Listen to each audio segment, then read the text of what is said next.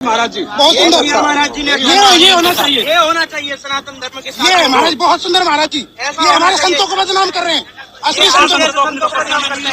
ये देखो महाराज जी पूछिए इनसे।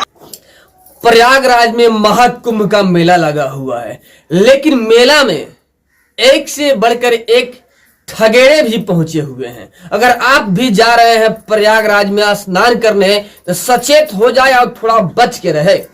अगर आप गलती से भी खो गए तो ऐसा भी हो सकता है कि किसी ठग साधु के पल्ले पड़ जाएंगे और आपके साथ में बहुत ही बड़ा घटना भी हो सकता है। एक पति और पत्नी प्रयागराज मेले में पहुंचते हैं कुंभ का स्नान करने, लेकिन उनको यह पता नहीं होता है कि कुंभ के स्नान करते करते कुंभ में इस प्रकार से विलीन हो जाएंगे कि साथ खो जाएगा और साथ खो जाने के बाद इतना बड़ा कांड हो जाएगा उनके साथ में, यह कदाचित सपनों में भी नहीं सोचे होंगे। लेकिन उनके साथ में कांड हो गया और भी बहुत ही बड़ा कांड हो गया। साधु पुलिस के पल्ले पड़ गया। एक पत्रकार के द्वारा खुलासा हुआ, उसके बाद से हकीकत सामने आया कि कितना बड़ा कांड हो रहा था प्रयागराज मेले में। बता दें आपको हम कि एक पति पत्नी प्रयागराज मेले में स्नान के लिए जाते हैं और वहां जाने के बाद से स्नान करते हैं। उसके बाद से पति पत्नी का साथ छूट जाता है, औरत और मर्द दोनों अलग हो जाते हैं, मिल नहीं पाते हैं। शाम हो जाता है, भीगी हुई कपड़ा पहनी हुई औरत इंतजार करती रहती है अपने हस्बैंड का कि अब हमारा पति मिलेगा, लेकिन पति मिलता नहीं है। इस कदर ऐसे भी कुंभ का मेला इतना बड़ा हो जाता है कि साथ खो जाने के बाद से मिलना असंभव हो जाता है। बहुत ही बड़ा होता है कुंभ का मेला। साथ तो छूट ही गया था, उसको थोड़ा भी अंदाजा नहीं था कि मेरे साथ में बहुत ही बड़ा अनहोनी होने वाला है। भीगी हुई औरत थी, शाम हो चुका था, एक बाबा का कुटी टाइप का बना हुआ था, वहां पे पड़ावा गिरा हुआ था, वहां पे आग जल रहा था, ठंड से कांप रही थी औरत। आग में अपनी ठंड को बुझाने के लिए आग के पास पहुंच गई और वहां पे एक साधु बाबा बैठे हुए थे।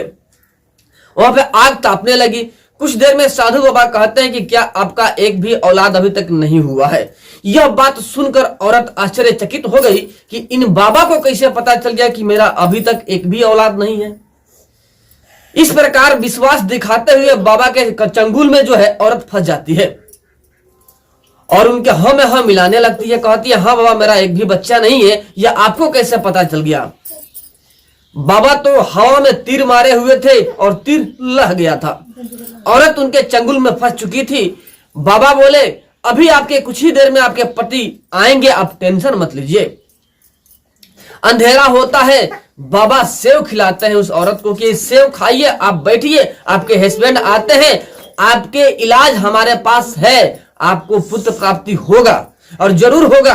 यह बात सुनते ही औरत बोलती है कि देखिए बाबा हमारा एक भी बच्चा नहीं है, और गांव में एक बाबा थे, वे बोले थे कि प्रयागराज जाओ, कुंभ का स्नान करो, तुम्हारा बच्चा होगा, और यहाँ पे आपसे मुलाकात हो गया, यह हमने कभी सोचा नहीं था। यह कहते हुए औरत बात करने लगी बाबा से, और बात ही बात में बाबा ने इस कदर से रिझा दिया औरत को कि औरत समझ ही नहीं पाई। फिलहाल वह भूल गई कि हम खोए हुए हैं अपने हस्बैंड से और प्रयागराज में है। बाबा के चंगुल में बुरी तरह से फंस गई और बाबा ने जो सेव दिया वो सेव खा ली। सेव खाने के बाद से क्या होने वाला है उस औरत के साथ में, वो औरत कभी भी अंदाजा भी नहीं लगा पाई होगी कि इतना बड़ा कांड होगा। आपको बता दें कि 3 दिन तक बाबा के चंगुल में वो औरत फंसी रही। सेव खाते ही कुछ देर के बाद वह बेहोश हो जाती है और बाबा उनके साथ में घिनौने कांड कर देते हैं। लगातार 3 दिन तक घिनौने कांड करते हैं बाबा उसके साथ में, और किसी को कानों कान खबर भी नहीं चलता है। जब वो होश में आती है, बाबा एक सेव खिला देते हैं और सेव में बेहोशी वाला दवा मिलाए होते हैं। और समझ नहीं पाती है कि मेरे साथ में गलत हो रहा है कि सही हो रहा है।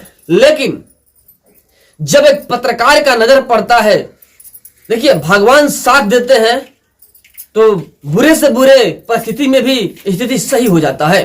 औरत सोई होती है और बाबा किसी काम से बाहर निकल के जाते हैं, मठ से बाहर। उनको पता नहीं होता है कितनी ही देर में कांड हो जाएगा।